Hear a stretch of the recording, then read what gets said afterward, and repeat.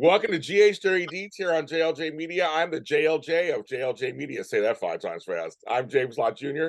here bringing you all the dark sides of General Hospital on Port Charles. So last week we had Miss Gladys, her portrayal of Bonnie Burroughs. I just love her to pieces. You can check out that interview. Here's somebody else who's also a bad person.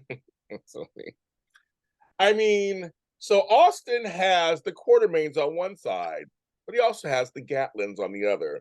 And this person, when he says cuz or cousin, I am creeped the F out.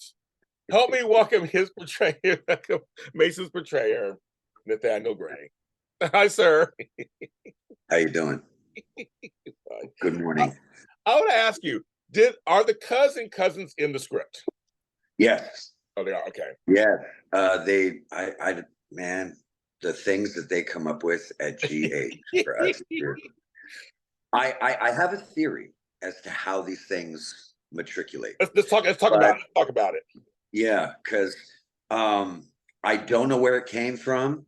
You know, I've heard rumors that some of our writers are like from Georgia. I've heard like so many things. I'm like, I don't know if that's true, but I remember the first time that I said it, and I was like, I'm from California. When I hear cuz, I think something completely different. Totally different. So I'm like, okay. What up, cuz? And I was like, well, I only know how to say it from here. So, okay. So we went with that. The best part though is if we didn't know if we were really related. So we thought it was a cover story. Oh, okay. Oh yeah, like we didn't know. Because the first day I was on set, I remember Roger was like, so, nice to meet you. Does anybody know who he is to me? And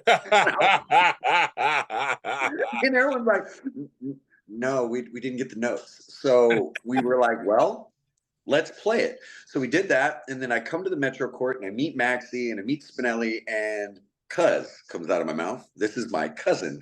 We thought it was a cover story. We didn't really believe that was a thing. We thought this is my cousin. So my first time saying cuz was like that sarcastic, like, yeah, okay, cuz. And they just kept it. But to be completely honest, sometimes it was so repetitive in a script that I was like, can I just say Austin? Right? No, you gotta say cuz or cousin. No, you know what's funny? They were like, there's 4 in here. Give it 3. And I was like, okay. And yeah, that was the first thing. And then the lollipop came later. Okay, we'll get that in a second. Because seriously, because it was funny. I'm from California, too, everybody knows. I'm from LA. My Southern family, we call each other down there cousin. Hey cousin, hey cousin, hey cousin. Right. Here, yeah, cousins, you know what I'm doing. Yeah, what up, cousin, all that stuff. It's like so when I heard you say, I was like, oh, that's something that they would do. It's just because Gatlin is supposedly country, so to speak. So that kind of makes sense. Like, okay. But it's the way from the beginning, the way you said it. That's been much taught. I mean, you have a great voice. We'll get into that too in a second too. But it's the way you say it that people go, ooh, excuse me out. Yeah. It's my style, my way of going about things is I believe that acting is first and foremost a vocal thing. You know, like, why do we like Morgan Freeman? Why do we like Anthony Hopkins? Because they sound cool when they talk. Chris Walken, he's Chris Walken no matter what he plays, yes, right? Yes. So I've watched a lot of movies and I look at like what I think they're trying to portray, and if it reminds me of the way somebody else had played something, I do that. So I knew I needed to play like a sleazy character. So I just like put a like draw on everything I did, almost like a snake. And yes. And that was the point, because originally I was only hired for a very short time. I was only hired for 3 episodes. So I was supposed to like get in, deliver the message from the boss and get out. Whatever they were going to do with me. And I guess they liked what I did, or there was a change of something, because then I just kind of like never left. You're right. You've been out there over a year now, right? A couple of years? Yeah. Over a year. Yeah. It would be over a year in July. It was over a year in July. My first episode was in July. Wow. So technically we were a month, yeah, I would say a month and a week ahead because I'd filmed in August. Or no, not August, the month before July. So because you got like 5 weeks ahead. Yeah. So I filmed in June, and then the first episode came out in July, and after that, they just kept bringing me back for various conversations to reinforce that he needed to work for the boss. So I was like, well, the only thing I have is to be menacing. So I just thought, what would Armand Asante do? And that's where so it was just like, what's up, guys? And it just rolled out like that. And sorry to everybody that makes your skin crawl. I apologize. I know. I love it. I love it. Let me ask you a question. I'm going to dive for a second. You're an actor, and actors are nomadic. Actors do multiple roles. You, like you say, you may get a guest in for three episodes. That's it. So then, what does it feel like to have a reoccurring gig? You know what? Honestly, I think I've got the most love in my heart from that on GH, because I've done this a long time, but I've always done it more of like a hobby. I do it for fun. I don't really take acting seriously, but it's like my buddy says, I'm a serious actor who doesn't take acting seriously. So the fact that I was kept means the world to me, like a lot, really, that they liked what I did and wanted to keep me around. That was probably the most humbling thing. I mean, a lot of people came from GH. I mean, Demi Moore was on that show before she was Demi Moore. I mean, the Princess was on that show. I mean, there's so many fine actors that were on there. So the fact that they even let me play tennis with the other castmates means a lot to me. And I'm proud of my work. I got my flowers, as they would say. Yeah. And it makes me very, very happy. And I really do it. Like, it's like the best job in the world. It's 15 minutes from my house. I drive over. Funny. I'm always happy. Every day is Friday for me. You know what I mean? Like, just being on set, I'm happy to be there, man. I get to set 30 minutes early. It's always a good day for me. So I just enjoy it. And I think that it's I don't know. The best way to describe it is like the best gift you could be given is to be hired for something so small and they liked you enough to keep you around for that long. That means more to me than anything else. I was gonna say it to you because because in this business there's so much rejection and so many no's that this is a giant yes. Yeah. I got that from Frank on my 4th or 5th episode. Yeah. With the Cheetos, or no, I had a bag of Fritos. And I was sitting on the bench. Yeah, Frank had come down. I'd never met him, and he came down and he introduced himself. And he was like, "I'm the showrunner. I wrote that beat you took with the chips, and you did it exactly as I thought you would." So he's like, "You're a fine actor. I'm going to keep you around. I just don't know what I'm going to do with you, but I want to use you for more than just this story." And Frank is so great because Frank is very serious, super sweet guy, but you can't read him. He's got the greatest poker face because he literally walked and was like, "I'm going to use you for more than just this storyline." And he just walked off. Yeah. I was like, That's him. Okay. Cool. Yeah, that's him. I don't know what does that mean? I didn't even know what that meant. I was like, all right, cool. So I just show up. I try to make Frank happy, make the directors happy, make the crew entertained. Keep you entertained, the audience. Yeah. Oh, you have. Give you guys somebody to throw tomatoes at. Yeah, right, exactly. And grapefruits and stuff, right? Exactly. That's what Anthony Gary said, a grapefruit store. I'm making back in the heyday. I'm like, grapefruits are hard. Here's the deal. The pacing of soaps, we talk about it all the time, but I do want to hear from somebody who kind of fell into this role. How are you handling the pacings? I know some of the writers. I know Fido Xavier, the director. I mean, I know how fast this goes. Oh yeah, truthfully, it worked for me very well. Oh, okay. But I stumbled on my first day because I'm used to movies or TV shows. So when I got the script, I'm used to just run the whole scene and they'll cut it later. They kept going, Nathan, stop. I was like, when we say cut two, I was like, what? Because my brain was just keep going. And they were like, no, wait for 5 seconds, stare at each other. And I was like, the soap stare, you the want to soap just stare stare. at it? Yes, I the had soap stare. no idea. I had no idea. I learned the stare from Maurice, to be Oh, how honest. funny. Oh my God, Mo. Go on, Mo. Right, yeah. I learned it from Mo. I'll tell you that story. But yeah, that happened. But all of the projects I'd done in the past, I was known for one take. And I'm very quick study. Right. So I can take a note really fast and I can adjust quickly. So no matter how many, whatever they give me, I can retain it quickly. And I'm a director's actor. Whatever they tell me to do, I'll do it. Like I don't, I'm a spoke in the wheel, you know? So the first day was like, oh, that's how this works. Okay. Did I do okay? And they're like, no, the performance was great. Just cut two is stop. I was like, got it. The next day I came back because I did 2 episodes on my first day, which was both scenes you saw with me and Austin on the boat. Oh, okay. And then the next one was me, Spinelli, Maxie, and Austin at the Metro Court. And I was ready to go that day. Like I got it that day. Like I was good to go. But I just got the script late, so I was going really slow. Like I was trying to find the pacing. Yes. And the director is like, hey, can we? I was like, yeah. I'll do it when you say action. Just how fast do you want it? 1 beat, 2 beats faster? He's like, give me 2. So I did that. And then the stage manager comes up and he's like, they like you. I was like, really? He was like, oh yeah. They were like, man, this boy knows how to take a note. That was right. Exactly how they wanted it. I said, cool.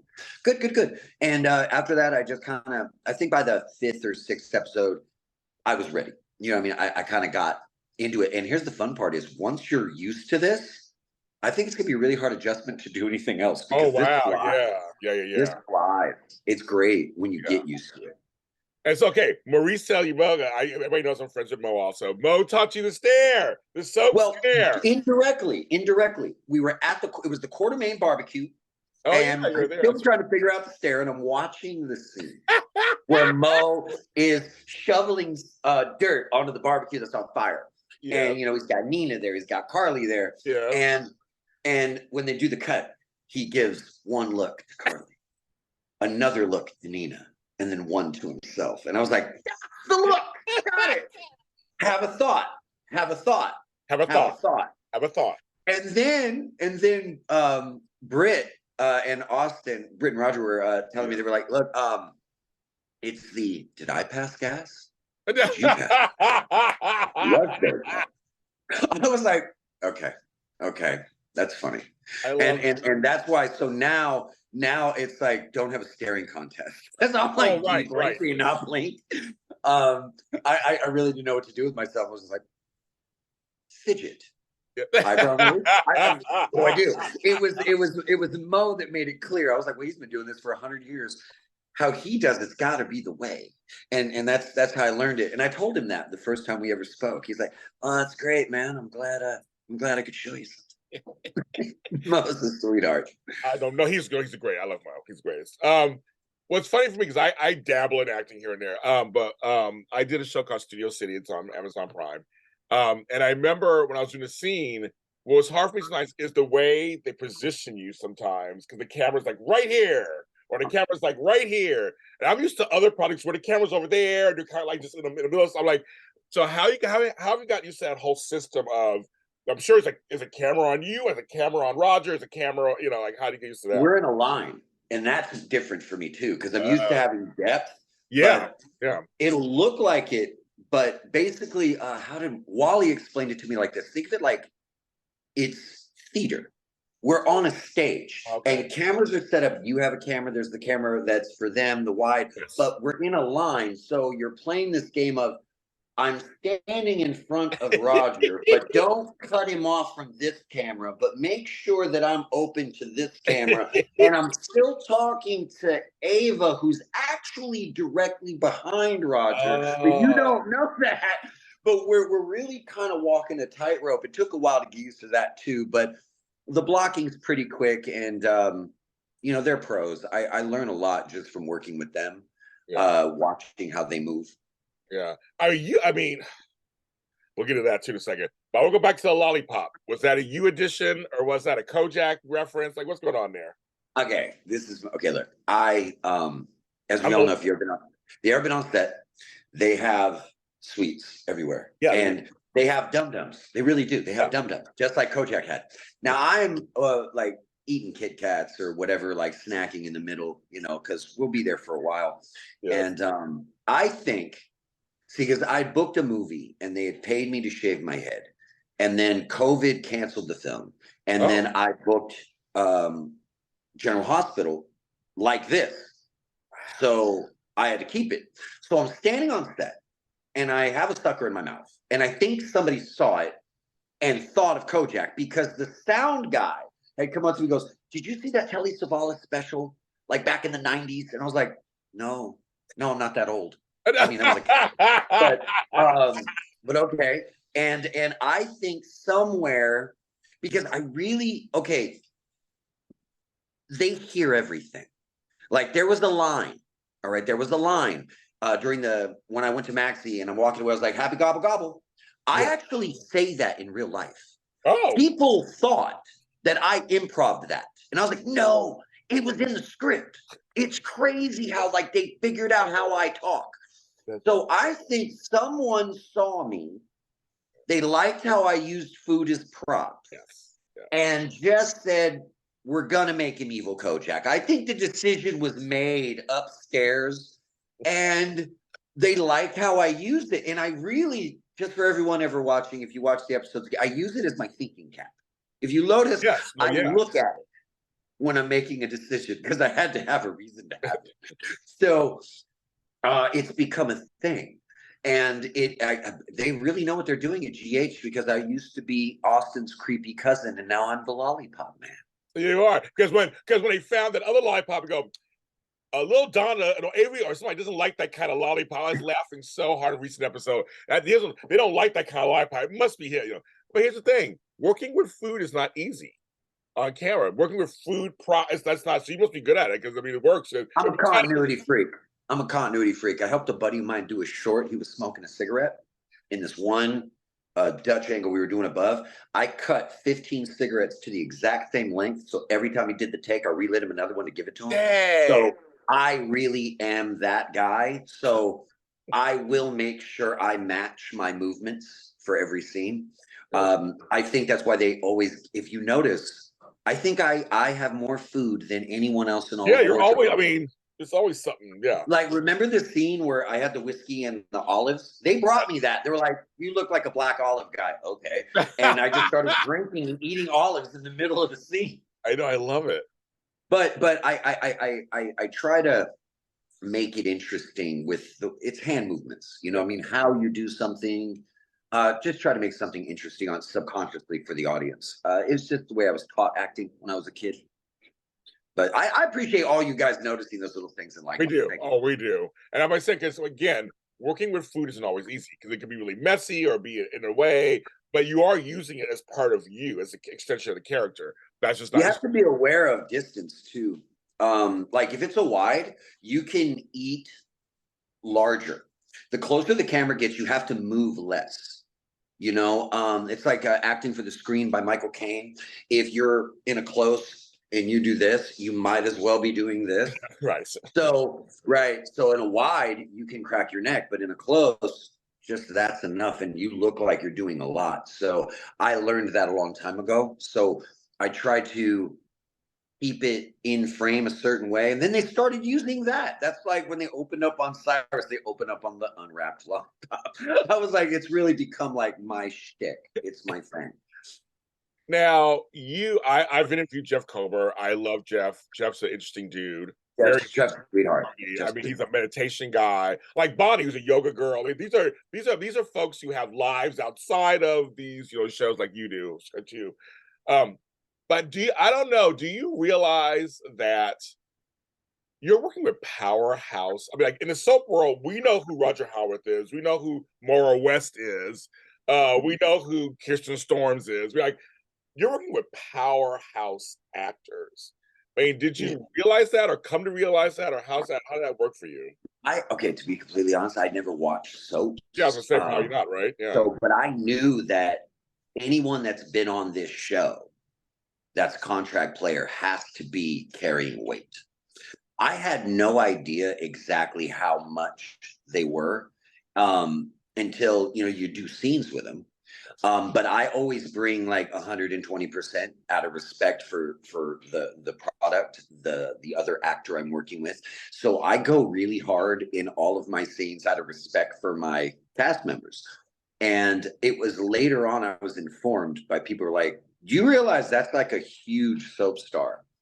And I was like, "Who? All of them, right?" Like I was like, "All of them, right?" And they were like, "No, like I have been watching Roger since like you were like 8 years old." Right. No, I was like, wow, okay. And I mean, I knew he's so good. Roger's so good at texturizing themes. And like Mara couldn't, I said this to her directly. I said, she's like, remember Dominique Dawes on The Beam? Yeah. That's Mara West. There is no line she could say that she does not stick the landing. It always sounds perfect. We believe it. Don't matter. You could have her say the silliest thing. She'd make that sound right. That's just Mara. You know, it's great working with them. You know, because I would rather work with great actors than not. You know, and I'm just doing my best to keep up, man. I'm just doing my best to keep up. I mean, like, no, Roger, like there are soap stars and there are soap like legends, and Roger and Mara too, that for sure are considered that. And the audience knows this. Like you can hold your own with them. It says a lot for you too, because it's like these people who haven't held their own with them in the past. Well, if you think I do, thank you so much, because I try really hard. Yeah, no, it's not easy. I mean, like I said, Maura West could read the phone book and it would just be exciting. I mean, like she could pick up this thing and just talk about it and be like, okay, we got it. Yeah. I mean, and Roger, Mara's awesome. Yeah, Mara's best. So you had to rough her up a little bit. So what? So how was that? Oh, that was a fun scene. She a little okay. You gotta be careful. Yeah, she is. We wanted to make it real as possible, and Mara had such an interesting choice because of everything that had been going on, and decided to like flirt with me in the car. And you know, she's reading the script, and she's like, you know, old Ava would fight, right?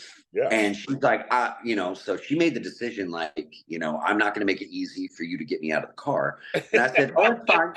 I was like this. I told her, I said, don't let me take you out of the car. Do not. I will remove you and it'll look real. And and the stunt guy looks, and Mara's like, Nathan won't hurt me. And I was like, no, I won't hurt her. But I promise you, I will get you out of the car. And we made it look good because look real. And it was without any harm, you know. But she's a feisty one, for real.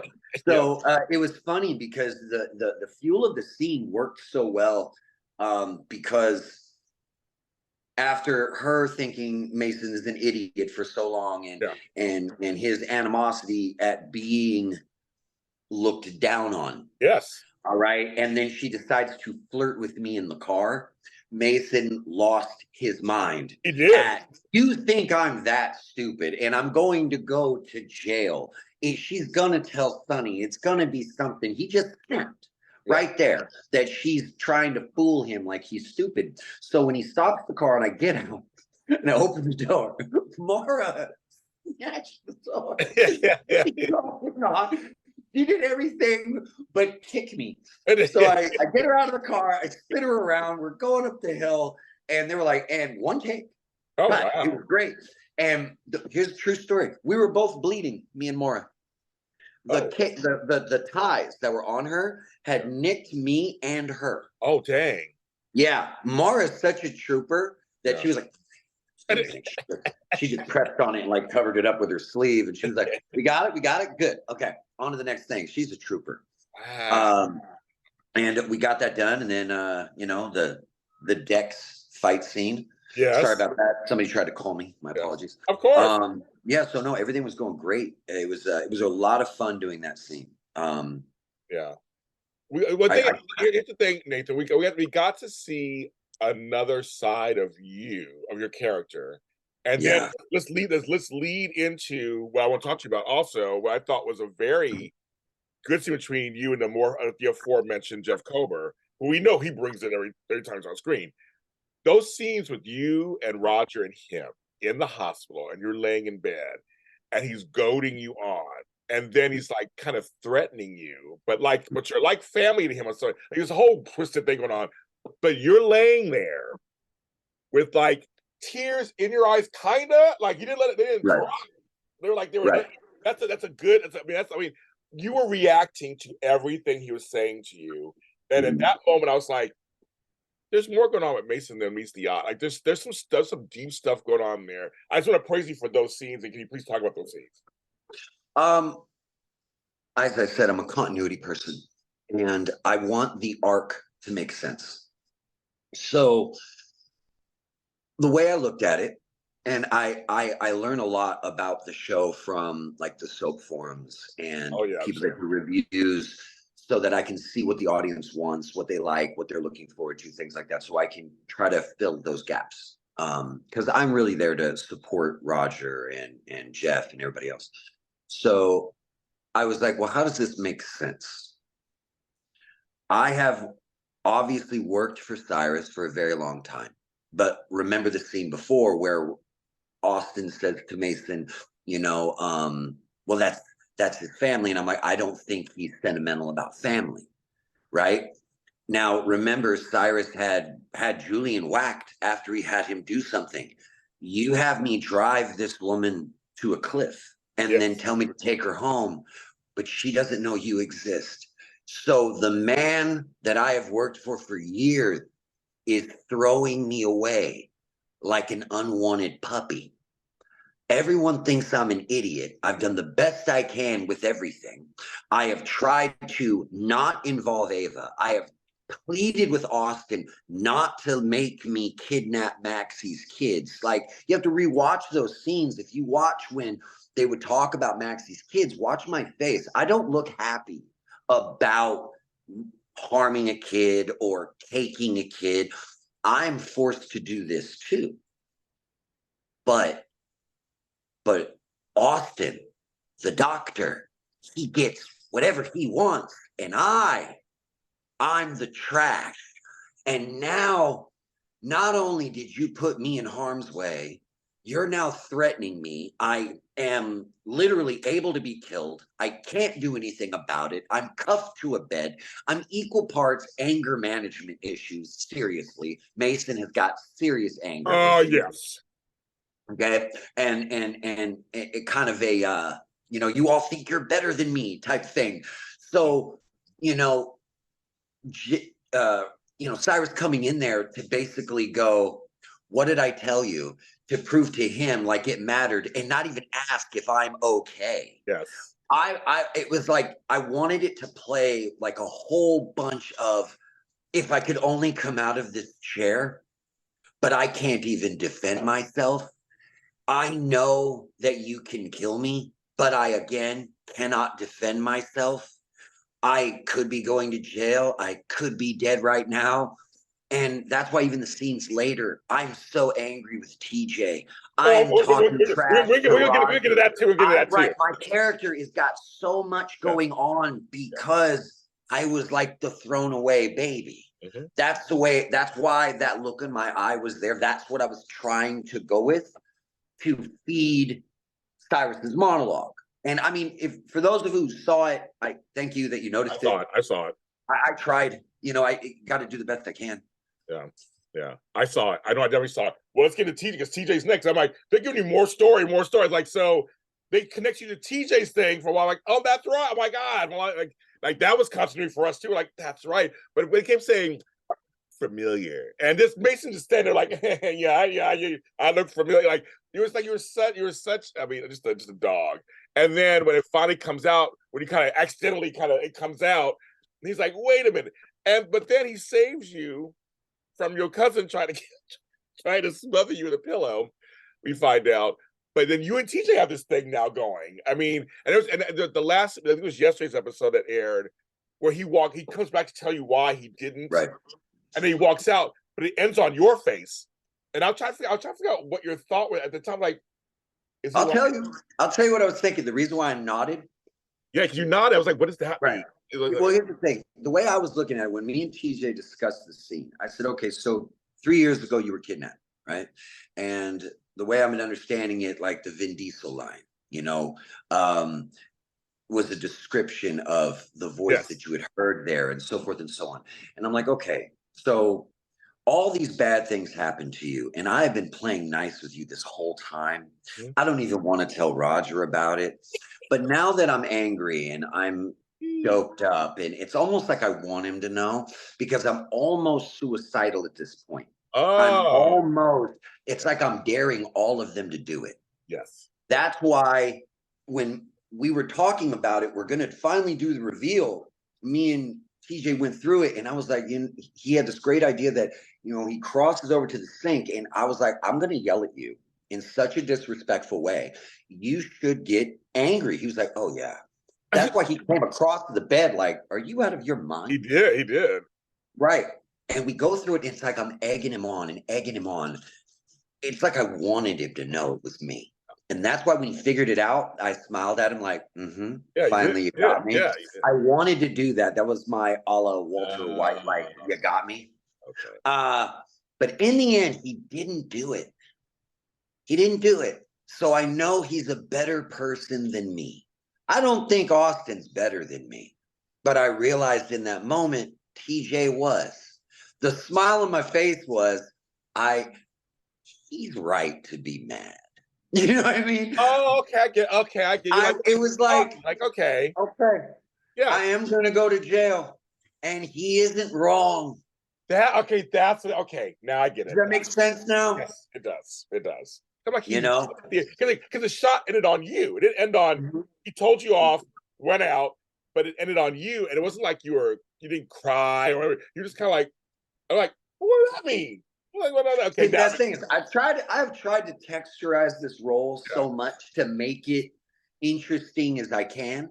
Yeah. And sometimes they pick up on that. And that's what I was saying, like going back to what I said before. I think they pay so much attention to when we're talking in the green room or how we're moving around to try to make it what it is.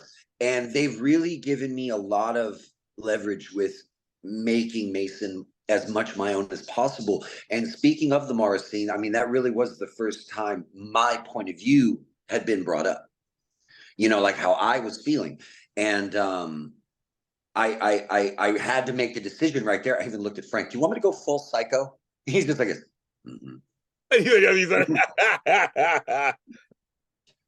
The first time I went full psycho was when Austin grabbed me by the nerve and I put the knife to his neck. Yes. That was the first time anyone on set ever saw exactly how rageful I could be. They were all like, okay. Nathan, are you in pain? Because the veins in your head are... I was like, no, I was just faking it. They're like, cool. Okay. That was real. I tried to make all of that look, like I said, I tried to picture it a way that everything, if you put them in order, it would all make sense like one narrative. And that was TJ's moment for his moral point. Yeah. And that's why it was important to me to realize I wouldn't give it to him, but when he left, it was to myself that he actually is a good guy. I realized that I abducted for Cyrus a good guy, and he's such a good guy that he didn't even kill the only person he could get his hands on. He didn't let my cousin do it. Wow. He didn't. No, when you saw that script, that your own cuz was going to try to end your life. Honestly, I thought to myself, finally. Yeah, exactly. It's like Austin was pushed to the brink by you. I was like, oh, wait. I love how he slowly just walks over and he just like turns off the machine, and you're laying in bed, cuffed to bed, like you're looking around, like, okay, and then he just walks slowly over across the room. I was laughing kind of, but it was hilarious. Yeah. Did you like that scene? Because that I think of all the scenes that me and Roger did, that particular scene where he's made the decision he's gonna kill me, when we connected, I think the most in that one scene than any scene we'd ever done before. It was very quiet the way we did it, and Roger, the way he hit me with it, when he asked me like why, really why, it was the tone. He was almost sad. And the way he like touched tired. He was heavy. Right. And he touches me, and that's why I'm looking at him like, what are you doing? You know, when he touches my face, and he slowly goes over to the pillow. But when we go back to that moment where I was just like, you know, you've been a pain in my ass for years, always thinking you're better than me. Yeah. Like, we had this, it finally made the whole me and his relationship make sense, because I've wanted him to be like me, like he used to be the whole show. It's basically roll around in the mud with me, you know, but you want to be the good guy, but you're not. And now you're here and you don't get why I'm taking you with me. You're sanctimonious. I'm so mad at him. I'm not even realizing he's like, man, I got away. I want a real life. Yeah. I've said this 1,000 times and you refuse to listen. That's why when he picked up the pillow, you ain't gonna. I know. He's like, no way. Holy shit, this just got real. It did. Sure enough, he did. And it was a trip because it ended, that episode ended with TJ coming back, watching the thing, and all we see is him, and then it goes away. And then the next episode, TJ and the author are talking. I'm like, wait a minute. Where's Mason? Then they go back and give us a flashback. But it was like, I didn't know they were going to do that as a flashback, but it was such a. Oh, you didn't know? Okay. You know, okay. No, I didn't know that part was in, because I only get the scripts that I'm in. Oh, right. So it didn't even show in the script that it was flashback. They decided to do that later. You're like, what happened to Mason? Yeah. I was like, wait a minute, what happened to Mason? Is he alive, dead? Like, what's going on? Right. I love that they did that as a cliffhanger, but it was so interesting. Like, the choice Roger made fed me into that, which is what right after that I shot the 2 scenes with TJ, yelling at him, and then him coming in and going, you know, it's Mason is a nasty guy. Okay, I can totally understand why people want to kill him. Yes. And I thought I was dead. I thought I was dead until I realized I wasn't dead. So I was like, oh, I'm not dead yet. So who's going to kill me? You know what I mean? I just keep waiting. Like, I've been showing up to set for 7 months. Am I dead yet? I know, because you're a nasty character. I have been, dude, seriously, it was funny. Frank told me once, he was like, oh, you were supposed to be dead 3 months ago. I was like, what? That was 7 months ago. He was like, yeah, you were supposed to be dead 3 months ago. Oh, yeah. No, I'm squeezing this orange for every bit of juice. I was like, okay. Good from that. That's so good, because you've done episodic television, you've done stuff. Mm-hmm. So I mean, this like I said, for an actor, usually actors, there's so many actors in the world, you don't always get a reoccurring role or a gig that's on something that's, 60 years the show's been on the air. I mean, like, that's something that's just amazing. Yeah, that's the thing. That's why I'm the most proud of it. Yeah. It's been, of everything I've ever done, it has been my favorite job above all things. So I saw some pictures of you. I went back into your Instagram. I saw pictures where you had hair. Mm-hmm. You have a nice shaped head, so it works out fine. But how does it feel that this, like, your biggest, longest role is with this look? Because you don't always look this way. So it's so weird, because Can you watch yourself? I never watch my own footage. No. I couldn't watch my footage with my hair. I don't watch it without. I don't. Yeah, I don't. I have to look at my ugly mug in the mirror on my own. I don't need to watch myself on TV to do it. But I find it strange, because there are people that really don't want me to grow my hair back. They're like, no, keep it like this, because there's very few people in the business with that look that can pull it off. That's true. And if what is it, like my buddy said, he was like, you're just a pretty boy. If you grow your hair back, you look like everybody else. You keep your head shaved, you don't. I said, yeah, except for that bald. Because I'm Italian, I can only play a skinhead, a criminal, a bad car salesman, a wife beater. I can actually do a lot more than just play a bad guy. And now I'm stuck. Yes. In that? Yes. So when they finally kill me, I want to grow my hair back, but I already got 2 other TV shows offered to me, and they don't want me to grow my hair back either. That's so funny. But see, that's the thing. So because this business is so life is so unpredictable. You don't know, right? You just don't. I mean, it's you go. I mean, an actor, your body, your face, your hair, it's all part of it. So it's like, or lack thereof is part of it. You never know. It's like so the question I guess is, do you lean into it and go, okay, well, these are jobs, these are good scripts. I don't look at anything from a career standpoint, I guess, until recently. What I do is I do the role the best I can, and I don't think about me, though I do think about myself in the role. And what I mean by that is, however I look is however I look. If they casted me, they wanted that. Yeah. However wardrobe dresses me and however the character is written, that is what I'm supposed to do. So I just put, what would Nathanyael Grey do in that scenario? And then that's what I do in that scenario. And in this reality of people hiring me, I am going to be Lex Luthor, apparently. So, apparently, right. I'm just bald. I'm just gonna have to accept it. I'm just bald. I mean, if it's getting you roles and giving good scripts, then hi, I'm bald. Do I look good bald? You do look good bald. Lies and slander. Here's the thing. Damn, everybody has a good shaped head. I used to have a shaved head too. I see you. You look great. I've got a shaved head too. I'm playing with my hair right now, but I had a shaved head too. But now everybody can pull it off. That's one thing. Everybody can pull it off. So that's why. And some of our less melanin challenge folks looks a little weird on it, but looks good on you. It looks good on you. So don't worry about that. Yeah. I think. Go ahead. Oh no, I'm just saying. I think it's just because I have a pointy face bone structure. So I So I think it just worked. But to me, my head looks very squished and weird. I don't. That's why I said I can't look at my footage. No, it's fine. Well, let me ask you. Okay, so guess about that voice. I told you yesterday when we were talking on the phone off camera.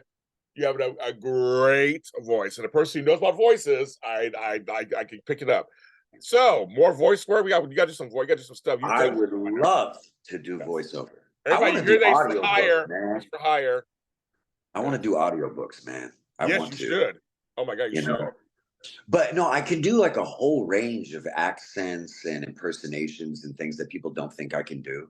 Like I said, I got my representation because I did Gollum, and most people are like, there's no way. I did it at GH when people weren't looking and they were like, what the hell? So it's fun. I won't ask you to do it right now. I'm gonna put you on the spot. But go ahead. If you wanted to do a little piece of Gollum, I could do it. Do it. Y'all really want me to put on a show? Yes. Okay. All right. I'll do the riddle game. Okay. Remember The Hobbit? Okay.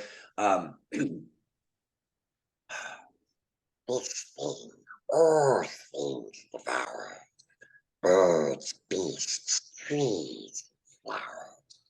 North own bakes steel, rounds, hard stones to meal, slay king, and ruins and beasts.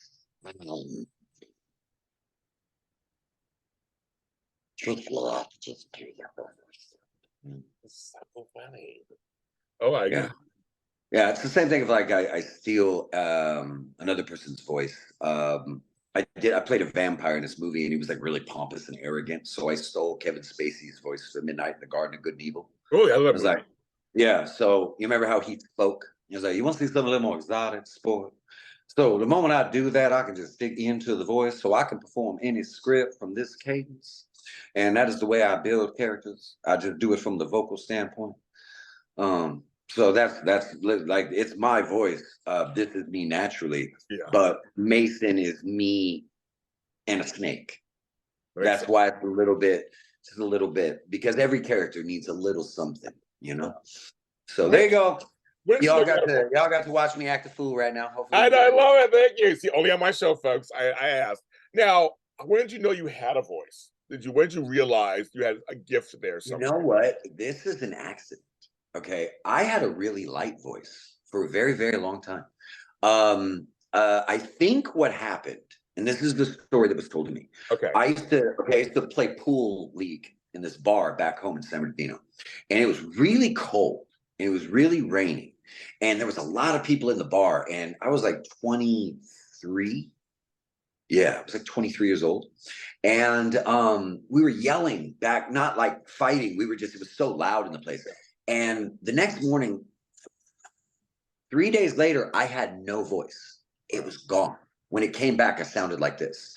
And what my friends told me was back in the golden age of Hollywood, if a man had, leading man looks and they wanted him to have a baritone, they would take him to Hollywood Hills in the middle of the night and dump cold water on him and have him scream and bust his vocal cords.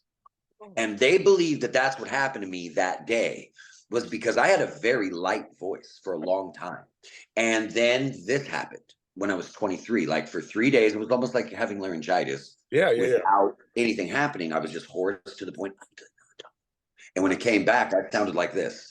And I've known I've had a voice ever since, because everyone that's ever heard me talk Yes. has been like, whoa. So thank you.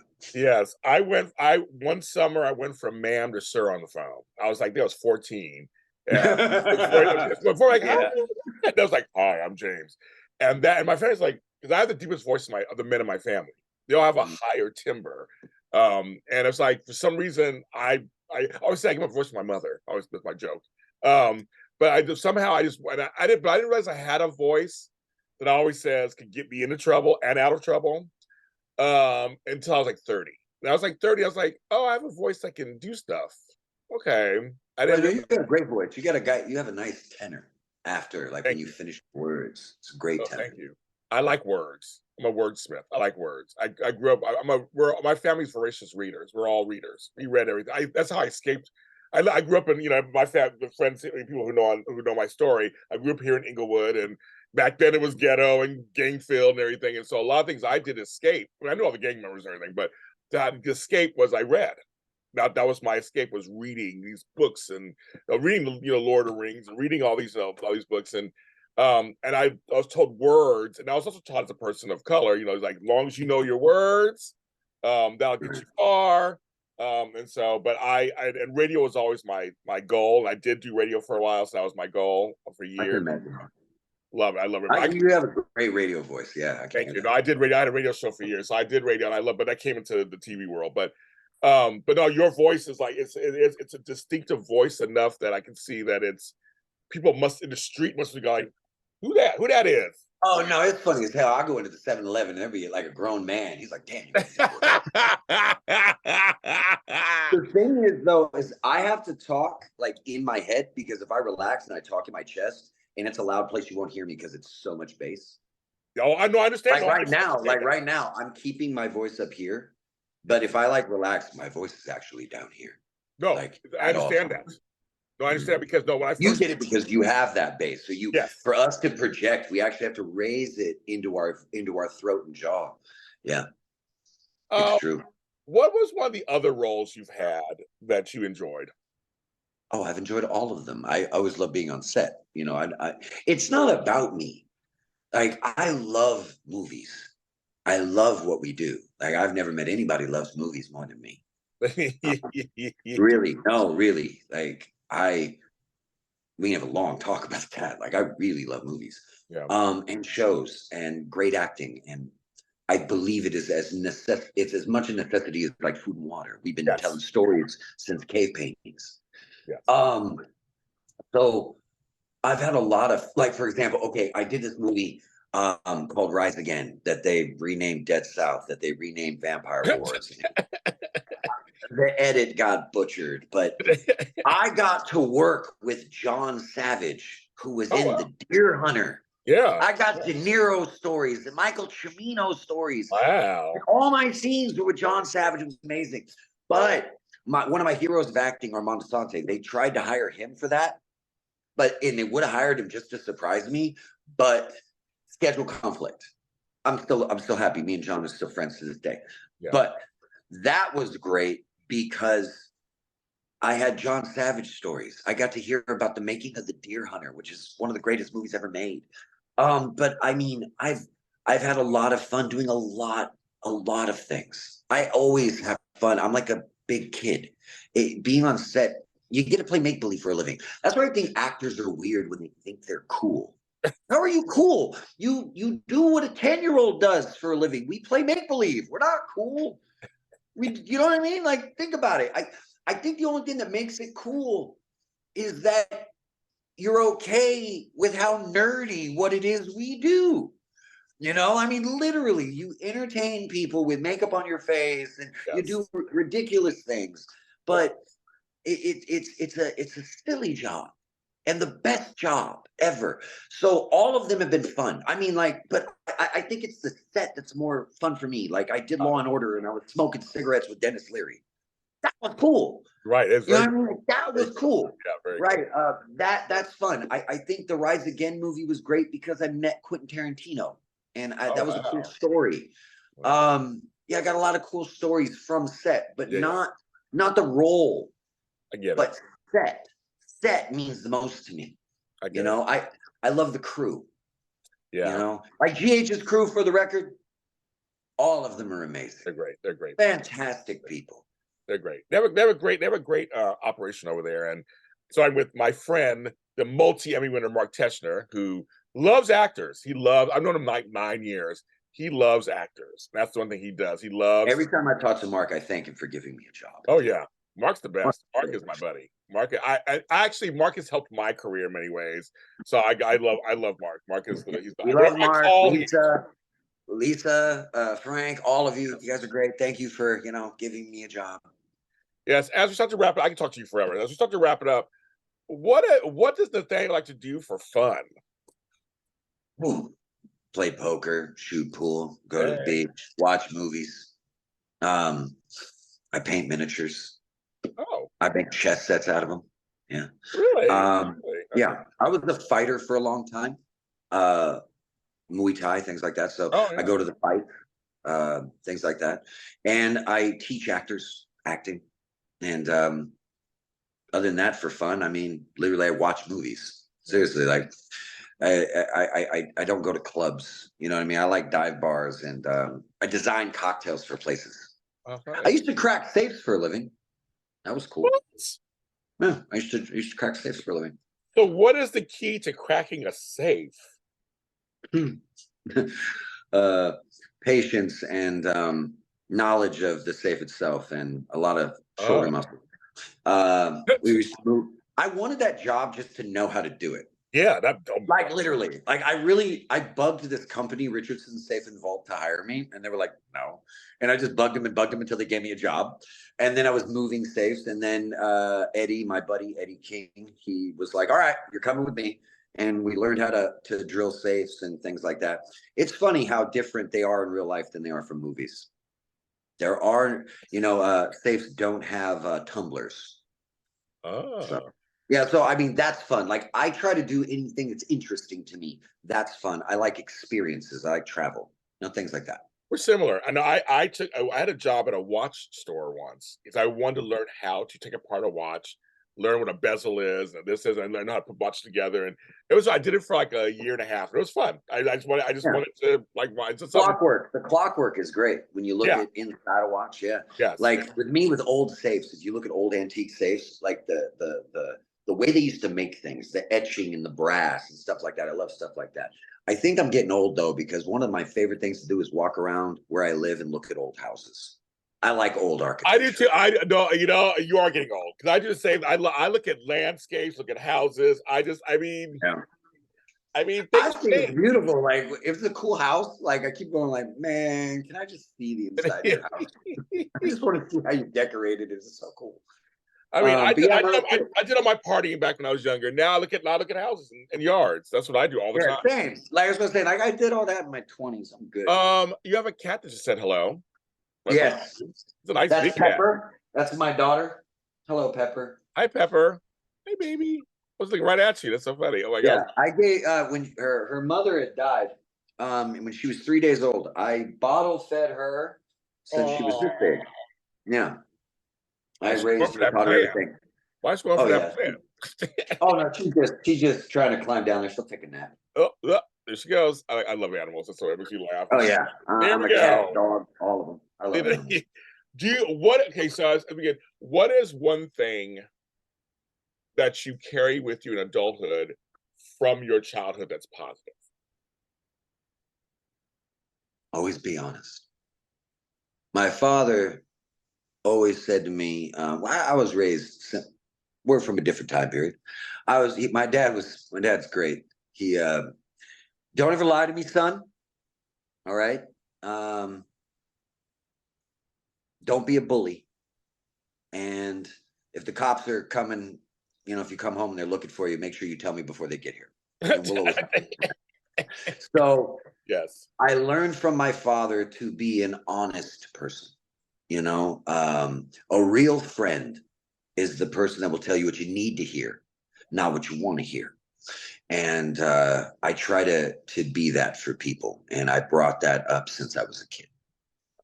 So I try to be an honorable man. So one thing, you can only take that with you when you die. All my stuff, somebody else will live in my house. Somebody else will own my things. yeah. But my word, I can keep that. So I don't break my word. I like that. We'll end it on there. That's a great ending right there. You are amazing. You have a new friend here, a new friend, new fan here, Nathanyael. Thanks for being on the show. Thank you so much. I'm glad you guys have enjoyed my character as best I can. I've done the best I can to make you guys hate me. So thank you for watching, and eventually I'm sure you'll all get what you want. Yes, yes. We'll keep watching to see what happens to your character. You might be on for next 5 years. Who knows? You might end tomorrow. Like, who knows with you? And hey, thank you so much for wanting to speak with me. It's an honor. My pleasure. Thank you. Nathanyael Grey, folks, where can they find you if they want to talk to you online? You can always hit me up on Instagram. Just my name, NATHANYAEL_GREY. I'll put it below. Or you can find me on the soap forums, laughing with everybody else that wants to watch Mason die. Yeah, that's exactly. I want to give a shout out to our friend Albert Bostic, who's one of my mentees. He's been on the man. He's the man. You've been on his show and stuff. You've been on his live show. So check out Albert Bostic at Albert Bostic on YouTube. Make sure you check out his channel. Yeah.